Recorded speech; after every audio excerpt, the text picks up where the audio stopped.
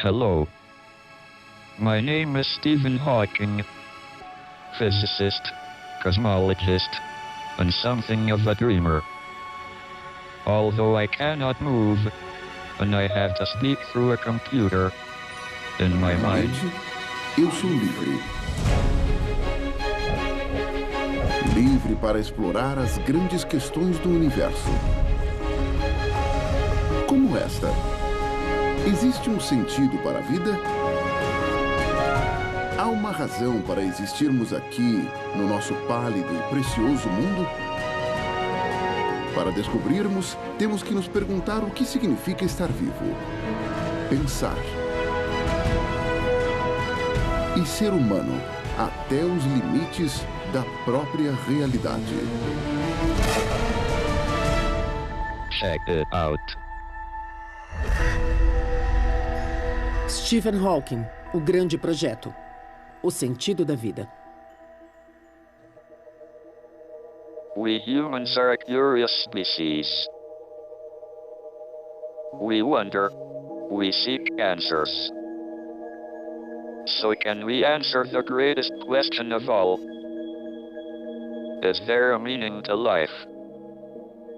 You might think it is a philosophical question, but I think philosophy is dead. I Eu believe acredito que a ciência tem a resposta.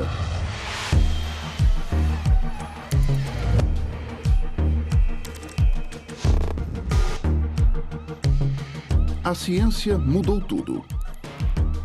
Não só o mundo à nossa volta, mas a visão que temos de nós mesmos. É quase impossível de mencionar a grandeza dessas descobertas. Para começar, elas nos forçam a deixar para trás o nosso senso comum. Quando analisamos a raça humana clara e objetivamente, o que vemos é uma criatura extraordinária. Nós vivemos, amamos e nos divertimos. Às vezes, nós infringimos leis ou nos comportamos mal. Todos nós temos esperança, sonhos e desejos.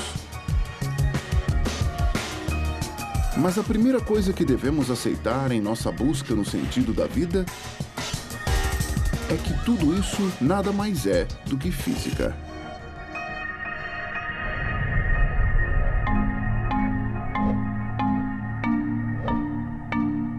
Veja, o universo inteiro funciona de acordo com as leis da natureza, como a gravidade. Essas leis controlam tudo. Do funcionamento interno dos átomos a colisões de galáxias colossais. Eu não vejo razão para nós, minúsculos humanos, sermos exceção à regra. Afinal, nós somos feitos da mesmíssima matéria, obedecendo aos mesmíssimos princípios. Então, o desafio é explicar o que os humanos realmente são e como nós, seres tão pequenos e insignificantes, nos relacionamos com um enorme, antigo e belo universo que nos produziu. Só então poderemos descobrir se a nossa vida possui um sentido. E talvez até qual é esse sentido. A primeira pessoa a fazer algum progresso com essa pergunta espinhosa foi um homem chamado René Descartes. Você deve conhecer Descartes como o pai da filosofia moderna, mas eu o considero um pioneiro da ciência. Descartes propôs que o ser humano é feito de dois componentes distintos, o corpo e a mente. Ele fez desenhos meticulosos da anatomia humana. Ele a via como uma máquina biológica complexa.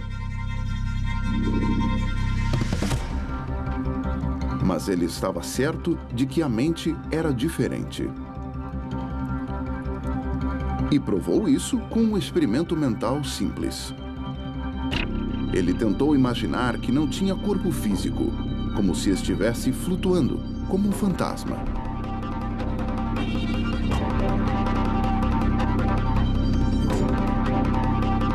Isso foi fácil fazer, embora tenha sido um tanto estranho.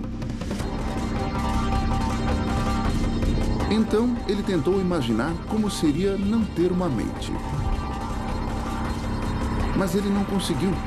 Afinal, sem a mente, como você pode imaginar alguma coisa?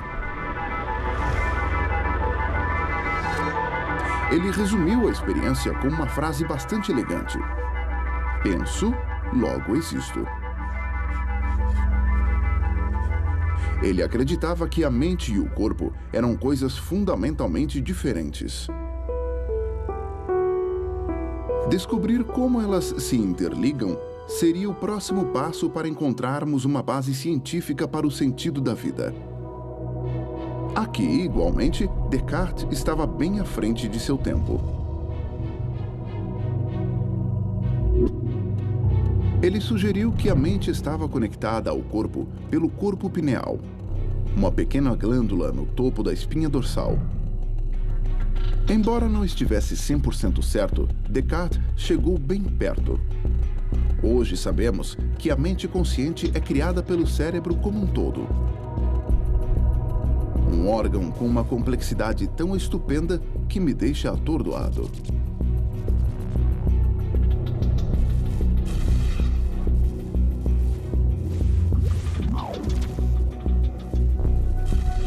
O cérebro humano é muito mais intricado do que você pode imaginar. Você não poderia imaginar nada se ele não fosse. Ele contém tantas células cerebrais quanto as estrelas da Via Láctea. 100 bilhões. Mais ou menos, claro. Estas células se unem criando mais conexões do que as galáxias que existem no universo conhecido.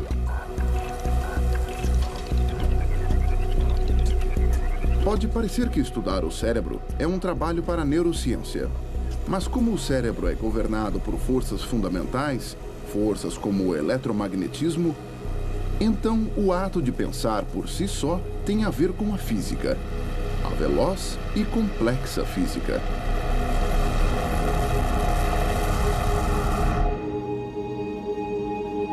Como físico, eu vejo a mente humana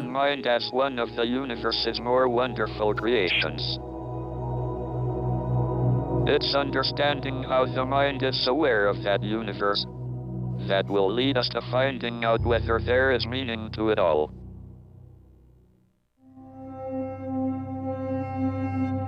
Os gregos antigos foram os primeiros a se perguntar se a mente obedecia às leis da natureza. Era uma ideia tão perturbadora que foi varrida para baixo do tapete durante quase 20 séculos. Afinal, se somos apenas just biological clockwork, perhaps there is no meaning to life. Perhaps no meaning at all. Well, let's not be too hasty.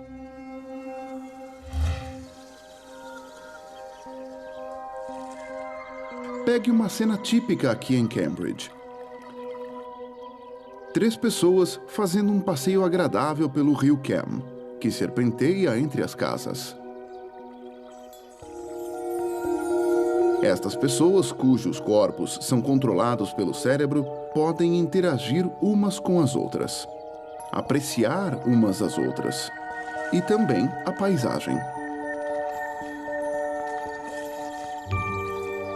Elas podem até decidir tocar uma música, ou se apaixonar. O mundo delas não é sem sentido. Muito pelo contrário, o mundo delas é repleto de sentido. Para elas, um simples olhar pode estar carregado de sentido. Tanto que é fácil se deixar levar.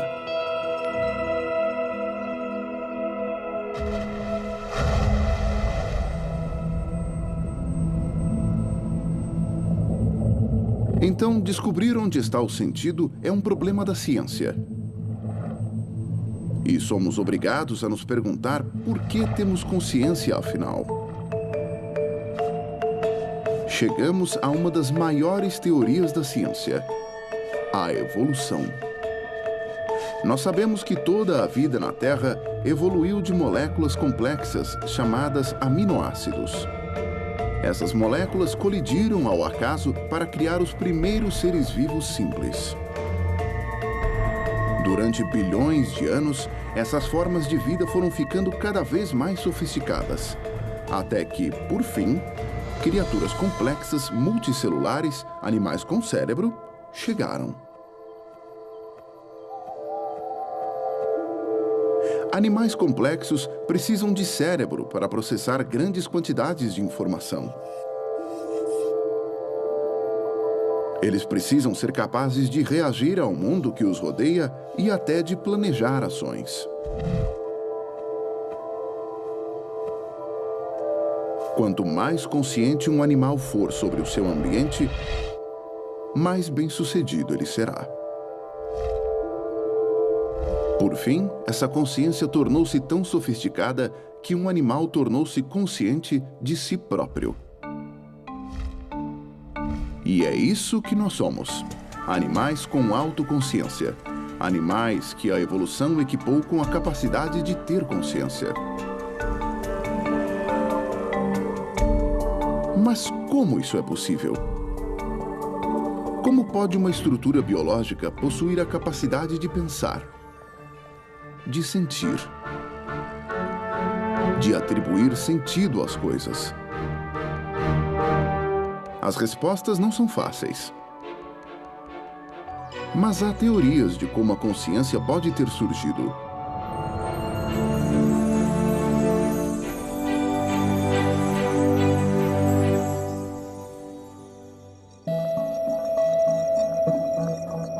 Nos anos 70, uma descoberta inesperada foi feita por um matemático chamado John Conway, aqui em Cambridge.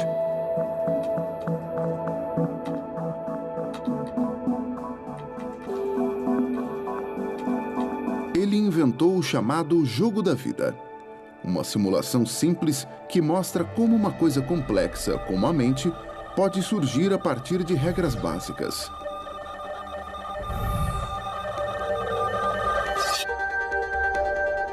A simulação consiste numa grade, parecida com um tabuleiro de xadrez, que se estende infinitamente em todas as direções. Cada quadrado ou célula dessa grade pode ser iluminado, que ele chamou de vivo, ou escuro, que ele chamou de morto.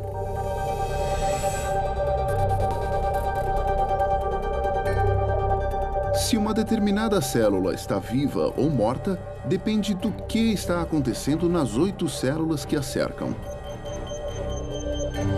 Por exemplo, se uma célula viva como esta não tem nenhuma célula viva ao redor, a regra manda que ele morra de solidão.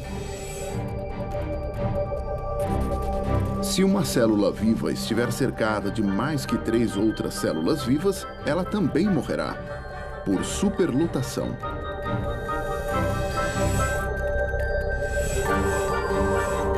Mas se uma célula morta for cercada por 3 células vivas,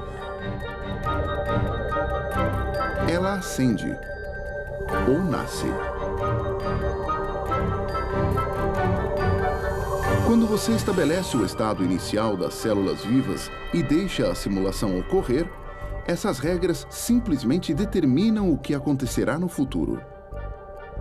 Os resultados são surpreendentes.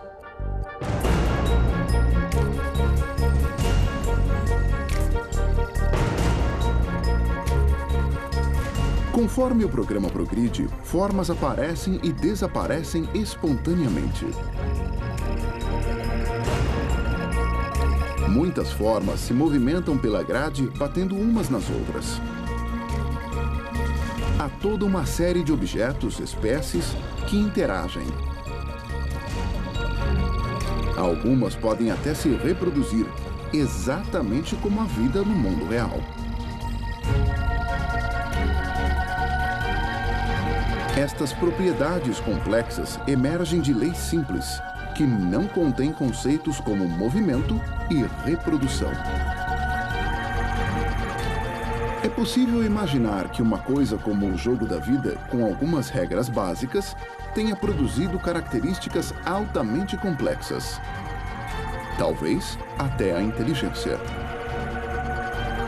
Seria preciso talvez uma grade com muitos bilhões de células, mas isso não é surpresa. Nós temos muitas centenas de bilhões de células em nosso cérebro. Então, eu creio que a mente humana e os sentidos que ela cria surgem de um sistema enorme e complexo que opera com regras bastante simples.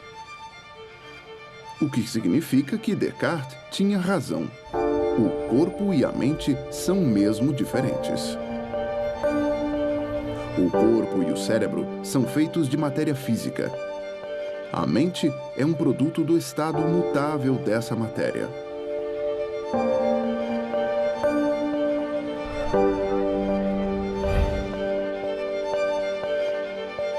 Our bodies are the hardware. Our minds are the software. Just like the software that allows me to speak these words.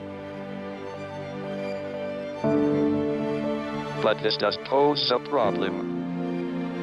The problem of free will.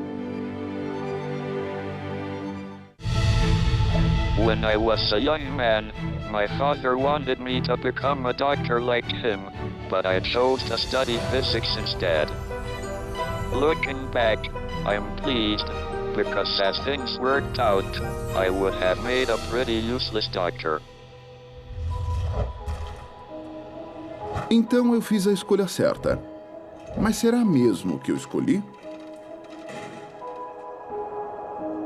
Talvez eu esteja iludido sobre o meu livre-arbítrio. Afinal, se a minha mente segue as leis rigorosas da natureza, talvez o caminho que eu segui já estivesse determinado. Na verdade, os cientistas já descobriram que as nossas decisões podem ser afetadas por muitas coisas, inclusive pela eletricidade. Bem, espero que você não seja impressionável, mas vamos imaginar que estamos observando uma cirurgia cerebral com o paciente acordado. Ela é usada para tratar transtornos neurológicos. O cérebro é exposto e estimulado com sondas elétricas.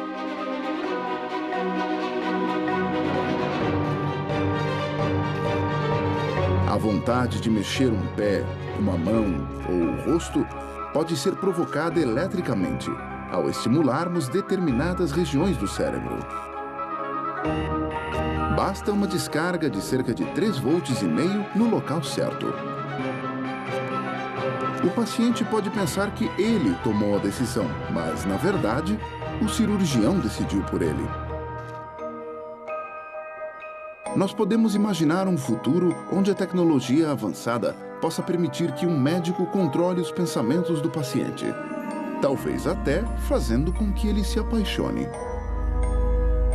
O infeliz paciente pensaria estar agindo por vontade própria. Mas o oposto seria verdadeiro. É apenas a física aplicada ao cérebro. Para muita gente, só essa ideia é aterrorizante, pois parece negar a nossa humanidade básica e nos transformaria não apenas em máquinas, mas em máquinas que podem ser controladas com propósitos maléficos.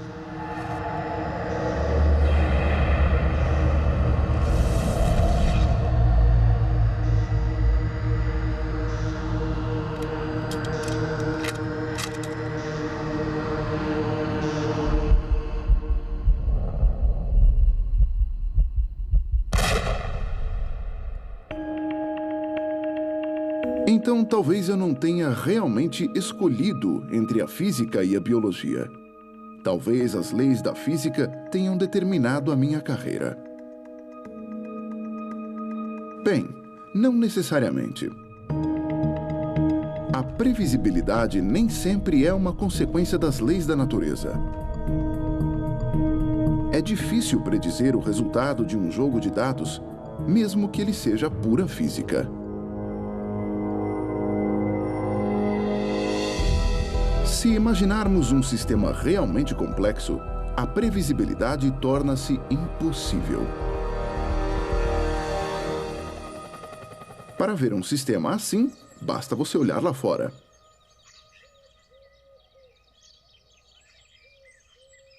Como você deve saber, nós, ingleses, somos meio obcecados pelo nosso clima instável. Principalmente quando planejamos um churrasco no verão. Não seria ótimo termos certeza de que fará sol antes de convidarmos os amigos? Prever um dia ensolarado deveria ser relativamente simples. Afinal, nós entendemos muito bem como a atmosfera reage ao calor e à pressão e forma nuvens e temporais.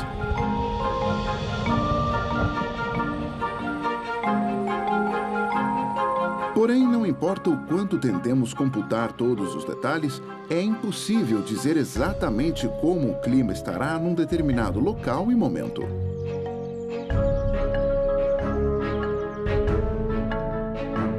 Em vez disso, fazemos previsões usando modelos simplificados que não levam em consideração cada variável minúscula.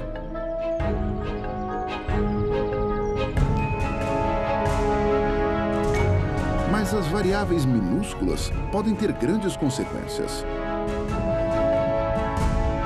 Então, se uma borboleta bater as asas rápido demais na Amazônia, o churrasco pode ir por água abaixo.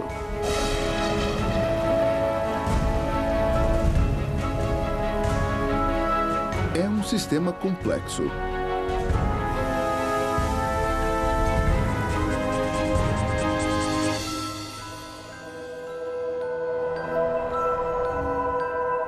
Eu acho que o nosso cérebro é só mais um sistema complexo.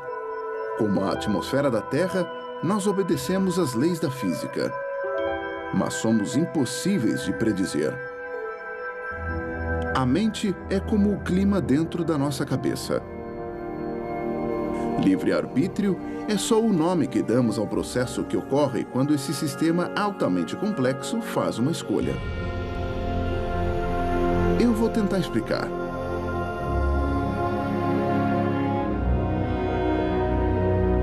Imagine que um homem acorda no meio da noite sentindo sede.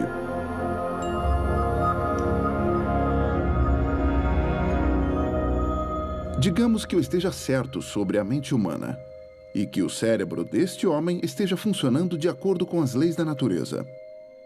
Onde exatamente o livre-arbítrio entra aqui? Vamos dar uma escolha a ele. Ele tem suco de laranja ou suco de maçã para satisfazer a sua sede.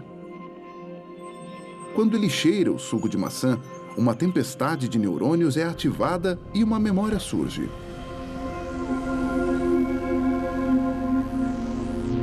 Ele se lembra de um momento especial num pomar de macieiras. E faz a sua escolha. A escolha dele não é uma surpresa. Ele tinha que escolher um ou outro.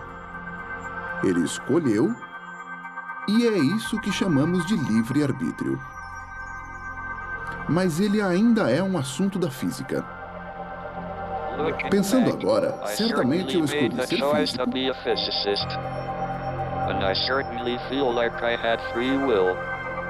Because free will is what we call the complex physics that happens when we decide. Mas se as nossas escolhas são apenas física, será que estamos nos iludindo e que a vida não tem um sentido? Para encontrarmos a resposta, temos que mergulhar ainda mais fundo e questionar a verdadeira natureza da própria realidade. Realidade.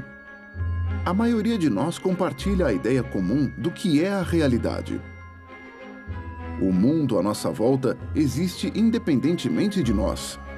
Ele é cheio de coisas reais que existem de verdade. Mas a ciência está desvendando essa premissa básica. que nos leva convenientemente ao sentido da vida.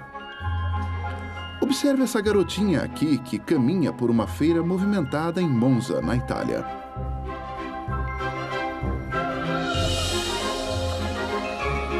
A realidade dela é uma abundância de sons, cores, gostos e aromas. Todos baseados nas informações que seus sentidos enviam ao cérebro.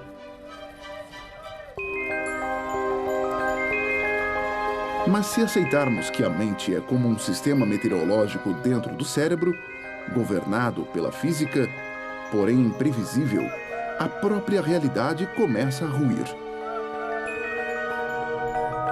Ela torna-se subjetiva. A minha realidade é diferente da sua, ou da deste peixe. A realidade dele é distorcida pelo aquário redondo. Tudo parece curvo e deformado.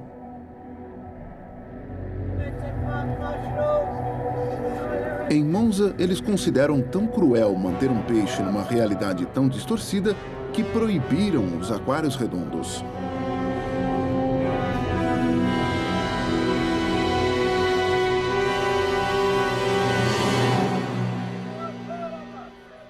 Falando como cientista, eu acho que essa lei não tem fundamento. Só porque a visão do peixe dourado não é igual à nossa, isso não significa que ele esteja vivendo numa realidade distorcida. Imagine que esse peixe dourado seja um gênio. Mesmo que ele veja o mundo de modo diferente do nosso, ainda assim ele pode entender as leis da natureza. A matemática seria muito mais complicada para explicar a perspectiva distorcida. Mas a física seria a mesma.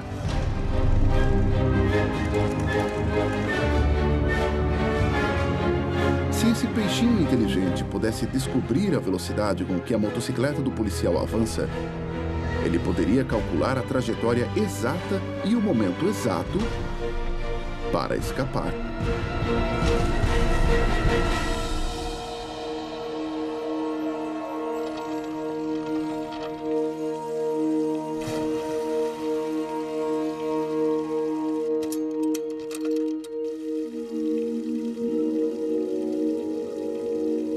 Eu não acredito que uma realidade seja mais válida do que outra. E isso significa que a realidade em si está na mente do observador. Se você pensar bem, até mesmo o nosso ponto de vista está longe de ser perfeito. Pode parecer que os olhos humanos, por exemplo, são muito bons em enxergar o mundo ao seu redor. Mas, na verdade, eles não são tão bons assim. Os nossos olhos veem apenas uma pequena área com boa resolução. Uma área da largura do seu dedão quando você está com o braço esticado. Os olhos, então, enviam sinais elétricos ao cérebro através do nervo óptico. A área onde este nervo se conecta aos nossos olhos faz com que tenhamos 2 pontos cegos em nossa visão. Mas nós não enxergamos um mundo borrado com 2 buracos negros. Isso por causa do órgão incrível que é o nosso cérebro. O cérebro preenche as lacunas, transformando os sinais brutos dos olhos no modelo tridimensional do mundo exterior.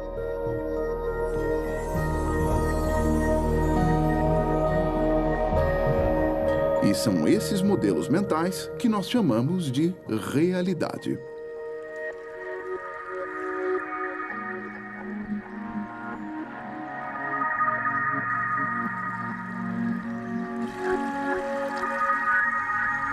E como essa compreensão nos aproxima do sentido da vida?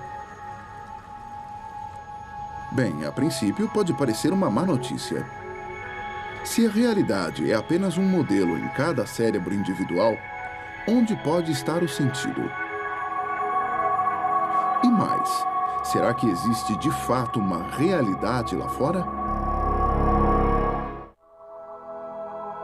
It may seem crazy, to doubt that our concept of reality is true. But I think to find the meaning of life, we must answer the question, is there an independent reality or not?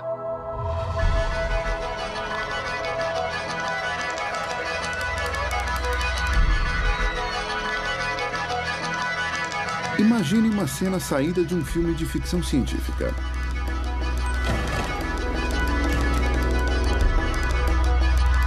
O mundo à sua volta não é nada mais do que uma invenção elaborada de uma inteligência superior e desconhecida. Um supercomputador gigante lhe fornece todos os sentidos. O que você vê, o que você ouve, cheira e toca. Mas, na verdade, você não tem sentido nenhum. O seu corpo não existe. Você é apenas um cérebro numa jarra.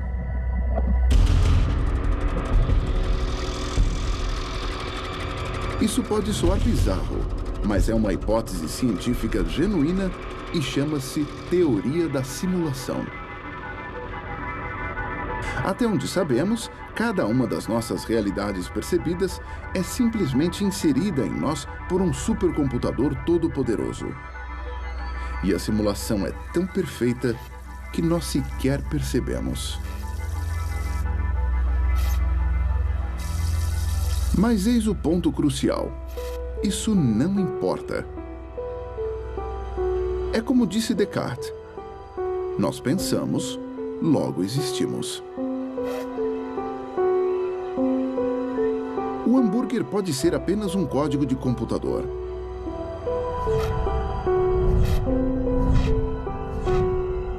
Mas o nosso desejo de comê-lo ainda é o nosso próprio desejo. Nós ainda sentimos fome. A nossa mente ainda existe, mesmo que estejamos numa simulação. Então, duvidar da verdadeira natureza da realidade não serve a propósito nenhum. É mais simples aceitar que há limites fundamentais para o que nós podemos saber.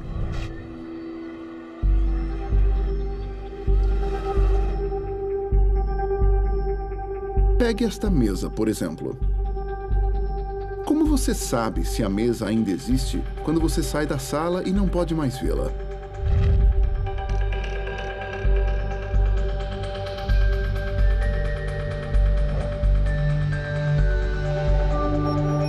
Será que a mesa não pode se levantar e sair pela janela?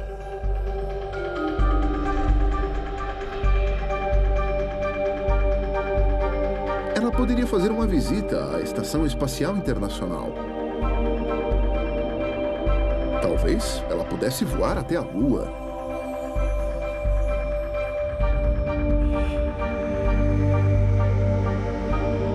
Tudo isso antes de voltar ao mesmo lugar segundos antes de você voltar à sala. Essa, claro, é uma hipótese pouco provável, mas que não podemos descartar. É mais simples imaginar que a mesa fica parada quando nós não estamos lá.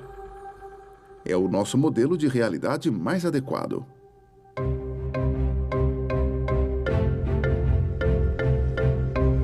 Essencialmente, é isso o que fazemos em ciência. Nós criamos modelos adequados para refletir como acreditamos que o universo funciona de fato. Os gregos antigos foram os primeiros a criar modelos científicos. Eles sugeriram que a Terra era uma enorme esfera imóvel fixa no centro do universo. Mais tarde, cientistas pioneiros como Copérnico e Galileu encontraram um modelo muito mais simples e completamente revolucionário para descrever as mesmas observações. Eles propuseram que a própria Terra girava e orbitava o Sol ao mesmo tempo, assim como os outros planetas.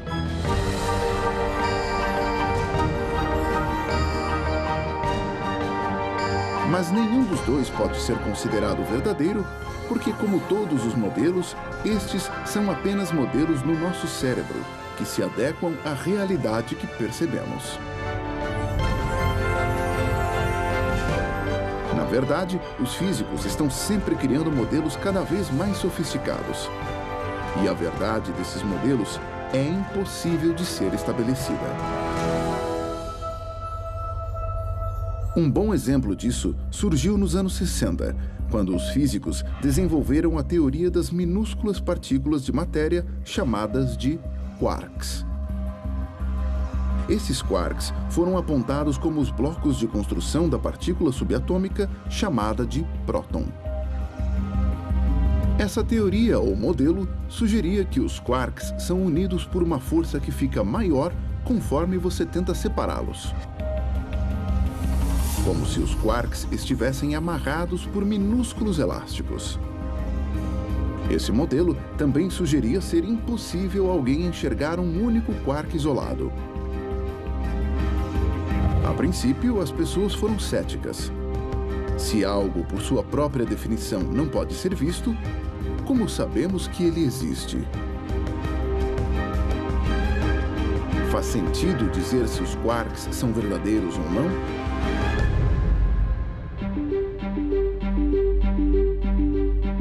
Em enormes aceleradores de partículas, como este no CERN, na Suíça, os cientistas tentam encontrar os quarks e outras partículas subatômicas.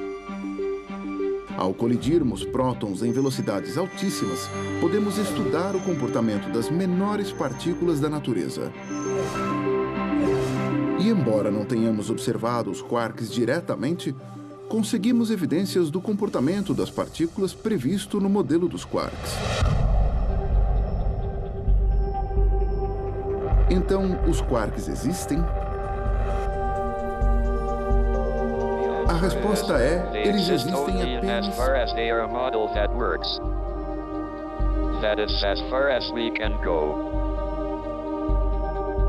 This is called the concept of model-dependent reality, and I believe it leads us directly to the meaning of life. Na minha opinião, a ciência nos ensinou algo realmente notável. Nós, humanos, somos máquinas biológicas altamente complexas, que se comportam de acordo com as leis da natureza. O nosso cérebro cria e mantém a nossa mente consciente através de uma extraordinária rede de neurônios que interagem. Essa consciência cria um modelo tridimensional do mundo externo, um modelo adequado que chamamos de realidade. Essa realidade é muito mais do que nós vemos ao nosso redor no dia a dia. Inúmeros telescópios na Terra e no espaço expandiram os nossos sentidos, permitindo que víssemos muito mais longe no espaço e que construíssemos um modelo maior do que pensávamos. Quanto mais longe podemos observar no cosmos, a nossa realidade se torna cada vez maior. Onde antes víamos fissuras no solo do céu, agora vemos estrelas distantes, como o nosso Sol. Muitas com seus próprios planetas e luas. E descobrimos galáxias distantes, lares de outros bilhões de estrelas. Nós voltamos no tempo e vimos o nascimento do próprio universo.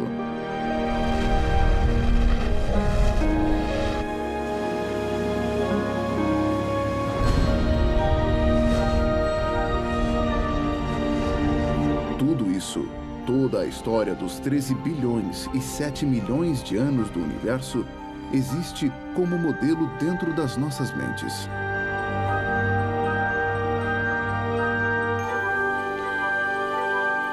Como isso nos ajuda a encontrar um sentido para a vida? A resposta, eu creio, é bastante clara. O próprio sentido é mais um elemento do modelo de realidade que cada um de nós constrói dentro do cérebro.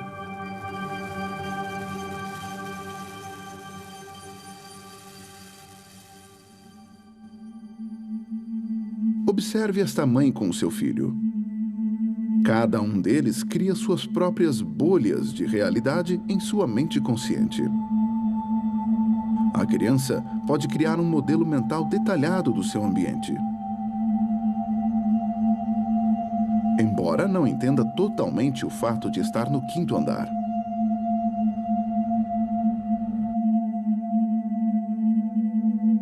A realidade da mãe também é produzida pela sua mente. E para ela, o amor pelo filho é tão real quanto o telefone em sua mão. Resumindo, o cérebro é responsável não apenas pela realidade que nós percebemos,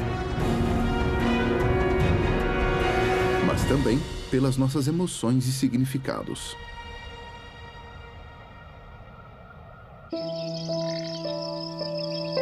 Amor e honra. Certo e errado. Tudo é parte do universo que criamos em nossa mente, assim como uma mesa, um planeta ou uma galáxia.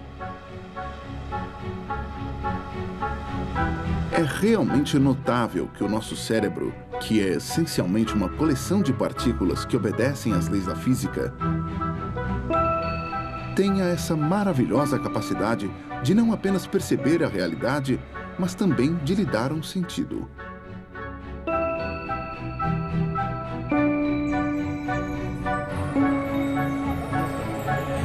O sentido da vida é o que você quiser que ele seja. Pessoalmente, eu gosto de pensar que é cada um de nós que dá sentido ao universo. Nós somos, como disse o cosmólogo Carl Sagan, o universo contemplando a si mesmo.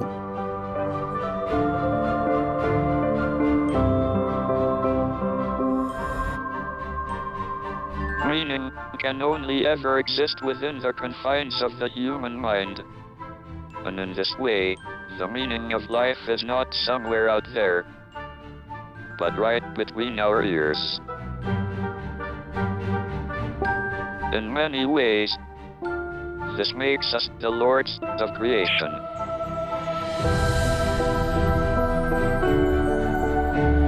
Versão brasileira, Tempo Filmes, São Paulo.